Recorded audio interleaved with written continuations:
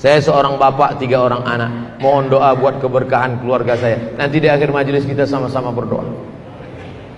Apakah ada hadis atau ayat Quran yang melarang anak-anak ke masjid sholat? Karena setiap dengar azan, anak saya yang bungsu selalu nangis minta ikut ke masjid. Tapi karena kurang ramahnya petugas masjid, terpaksa saya batasin. Ada enggak anak masjid? Nabi lama sujud sampai makmum di belakang heran, ini wahyu kok turun pas sujud. Setelah Nabi bangkit, barulah sahabat di belakang tahu, rupanya cucunya naik ke atas. Itu menunjukkan bahwa membawa anak kecil boleh, tapi cucu Nabi, tak macam cucu kita. Cucu Nabi itu tengoklah patuh, baik. Cucu awak macam hantu. Makanya ulama membagi anak kecil itu menjadi 3 level. Anak kecil itu menjadi 3 level. Pertama namanya sobi. Apa namanya? Sobi. Di atas sobi itu namanya mumayyiz. Di atas mumayyiz itu namanya amrod. Sobi 5 tahun, 4 tahun ke bawah. Ini tak bisa. Karena dia tak bisa membedakan mana kawan, mana lawan, mana makanan, mana kotoran. Tak bisa. Nah, inilah umur 5 tahun ke bawah ini. Kalau kita gini kan, kita pula diginikan. Tak bisa. Dari umur 5 mumayyiz, umur 5 sampai agak-agak mau akil balik, 5 ke 10. Nah, ini mumayyiz. Mumayyiz. Nah, nanti kalau ayah sholat diam ya nak ya, diam ya. Jangan nganggur ya. Itu bisa. Diam ya. Ini mumayyiz. Bajunya Abdul Somad pula. Ini mumayyiz. Yang mumayyiz ini bisa. Nanti kita letakkan dia, kalau di anak di sudut sana ya. Mumayyiz bisa. Yang amrod ini, amrod artinya udah hampir tumbuh bulunya tapi masih halus. Bulu janggutnya masih halus. Nah, ini anak-anak orang Arab itu tak macam kita. Orang kita kadang digosok pakai kemiri pun tak tumbuh-tumbuh. Dia udah hampir halus. Pertama akil balik. Adapun yang kecil tadi memang tidak. Karena itu nanti na'udzubillah. Kita letakkan dia di samping kita, dia pakai pampers, tiba-tiba dia buang air, itu putus sholat. Kalau kita letakkan di tepi sana, dikacaunya pula bapak itu sebelah. Bapak sholat, dia pegang-pegang yang jari kecil bapak. Bapak itu silap isi palanya. Masalah. Jadi yang bisa kita bawa tadi adalah yang mumayyiz. Adapun yang sudah mumayyiz, mungkin agak nakal-nakal dia sedikit, lari-lari dia lompat-lompat, maklum lah. Jangan dimarahi pak. Jangan sampai ini ada nih pengurus-pengurusnya soal nengok anak kecil. Balik. Buat naik darah tinggi gua aja. Udahlah listrik naik, air mahal. Ayah kalian tak mau nyumbang, anaknya pula libur. Padahal 20 tahun akan datang mereka nilai yang akan memakmurkan masjid. Kalau di masjid masih ada anak lari-lari, di masjid masih ada lompat-lompat, bersyukurlah 20 tahun akan datang masjid ini masih tetap banyak sholat berjamaah. Tapi kalau di masjid itu udah sunyi, tak ada anak-anak, isinya orang-orang tua yang udah diintai-intai malaikat maut aja. Sunyi masjid, waspadalah. Na'udzubillah. Jangan bangga dengan masjid yang besar, karena di Cordova, di Alhambra, masjid besar-besar, tapi sekarang tidak ada sholat berjamaah. Jangan bangga dengan masjid yang besar. Masjid besar bangga, tapi isinya kita persiapkan untuk masa depan. Takbir. Pak Ustadz, saya seorang istri. Batasan-batasan bagaimana bersolek yang wajar bagi muslimah. Karena kalau saya bersolek, suami saya selalu tegur, jangan bersolek jahiliyah. Apa maksudnya Pak Ustadz? Misalnya wajah ibu pucat. Kalau silap-silap payah membedakan dia sama kuntilanak. Pucat misalnya habis sakit atau rumah sakit, lalu dipakainya bedak sesuai dengan warna kulit. Merubah yang tak normal jadi normal boleh, tapi yang sudah normal menjadi abnormal, itu Bibir udah biasa, dipakai sampai 2 inci. Bodak putih, muka putih, tangan hitam. Oleh sebab itu maka yang wajar-wajar saja. Engkau cantik bukan karena make upmu, engkau cantik karena bekas wudhu dan tahajudmu. Kecantikan batin, kecantikan yang tidak akan lekang karena lapuk karena hujan dan tak lekang karena apa? Panas. Ibu cantik ya? Iya dong, ini kan bekas wudhu. Jadi kau sangka kami tayamum semua?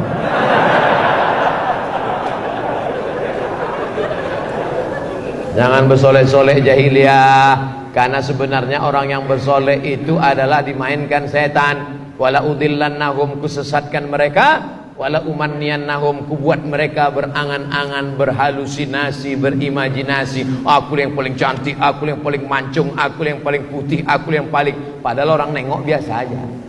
Berhalusinasi, berimajinasi dengan pikirannya. Oleh sebab itu maka perempuan lebih baik menutup wajahnya pakai cadar.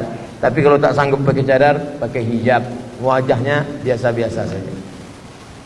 Bagaimana kalau saya selalu takut akan kematian? Takut karena amal ibadah belum banyak, takut anak-anak putus sekolah atau terlantar. Manusiawi. Takut mati karena amal belum banyak, maka perbanyak amal. Takut nanti kalau mati anak belum belajar agama, maka bawa anak masukkan pesantren. Positif. Tapi kalau takut sampai stres depresi, itu berarti diganggu jin. Alladzi waswisu fi. Kalau sudah kena itu obatnya adalah ruqyah. Ruqyah sendiri tak bisa Pak Ustaz. Tak bisa. Kadang kita pun diganggu setan tak kuat, minta ruqyah sama orang yang kuat. Datang ke ruqyah syariah, ustaz-ustaz kita yang imannya kuat, yang zahir batinnya kuat. Saya punya 3 orang anak perempuan, yang 2 orang sedang menuntut ilmu di pesantren setingkat SMA, hadiah berarti. Sebagai seorang ibu saya selalu menuruti kemauannya dengan laundrynya, jajannya dan keperluannya.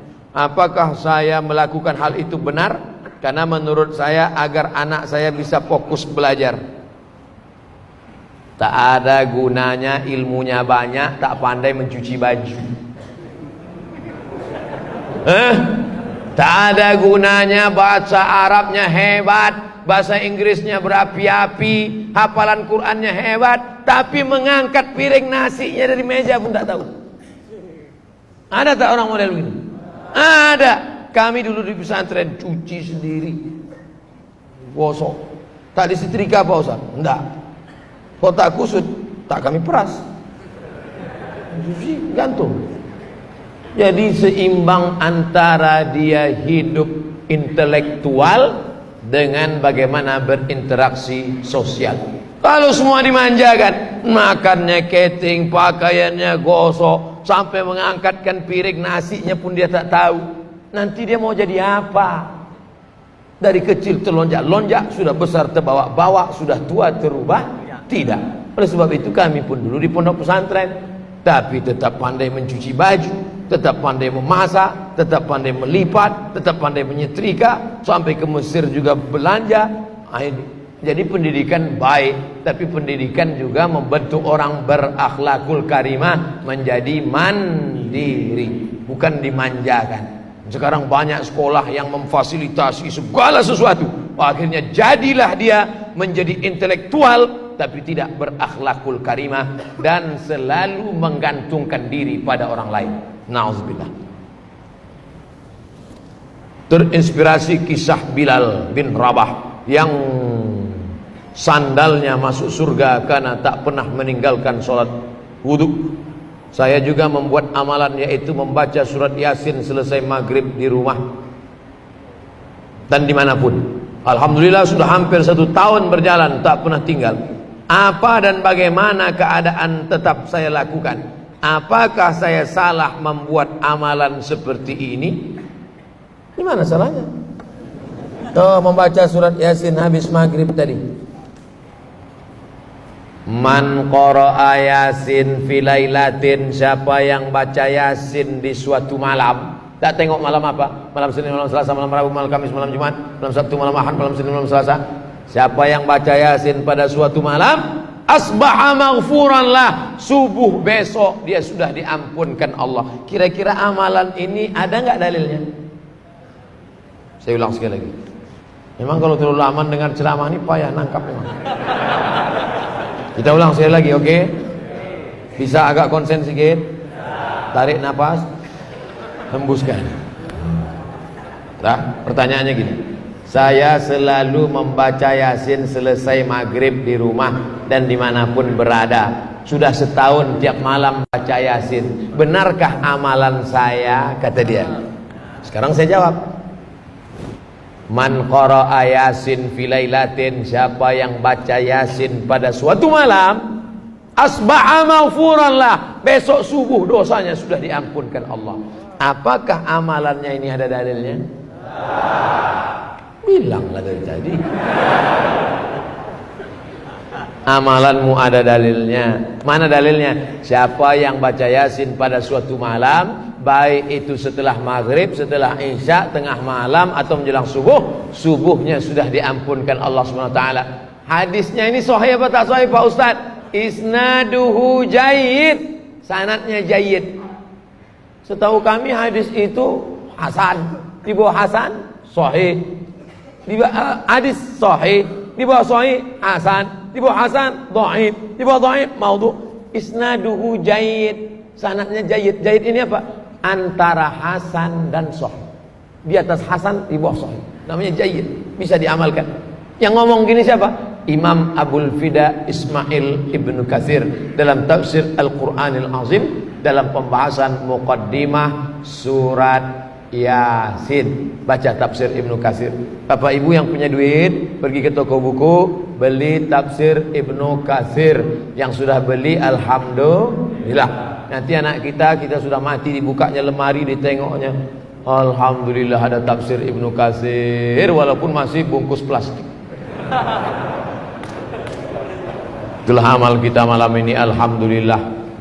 Teringat saya jadi disebar kotak sedekah untuk udah.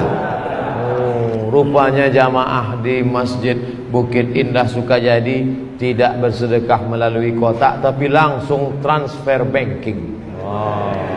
Memang generasi milenial ini luar biasa.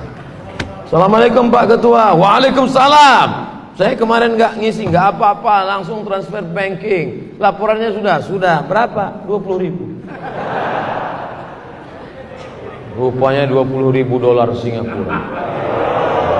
Ya Allah, tabarakallah. Ada bendera Singapura berkibar. Saudaraku yang dimuliakan Allah SWT, mudah-mudahan amal kita malam ini diterima Allah SWT. Ala hadhihin niyah wa kulli niyatin shalihah, untuk niat yang baik. Mudah-mudahan yang sudah bersedekah diberikan Allah balasan. Mudah-mudahan yang sakit diberikan Allah kesembuhan. Mudah-mudahan yang ujian diberikan Allah kelulusan. Dan yang terpenting kita istiqamah, mati dalam husnul khatimah. Ala hadhihi niyyah wa kulli niyatin salihah. Al-Fatihah. A'udzu billahi minasy syaithanir rajim. Bismillahirrahmanirrahim. Alhamdulillahi rabbil alamin. Ar-Rahmanir Rahim. Maliki yaumiddin. Iyyaka na'budu wa iyyaka nasta'in. اهدنا الصراط المستقيم صراط الذين أنعمت عليهم غير المغضوب عليهم ولا الضالين آمين. اللهم صل على سيدنا محمد وعلى آل سيدنا محمد. اللهم إنا نتوسل إليك بجاه نبيك محمد صلى الله عليه وسلم وبسر الفاتحة. Kami memohon kepada Engkau ya Allah dengan kemuliaan surat Al-Fatihah, dengan kemuliaan Nabi Muhammad sallallahu alaihi wasallam, antarzuqana rizqan halalan thayyiban mubarakan fi. Berikan kami rezeki yang halal berkah supaya kami bisa berinfak, berwakaf, bersedekah ya Allah. Allahumma barik lana fi arzaqina, berikan berkah pada rezeki kami. Wa barik lana fi auladina, berikan berkah pada anak-anak kami.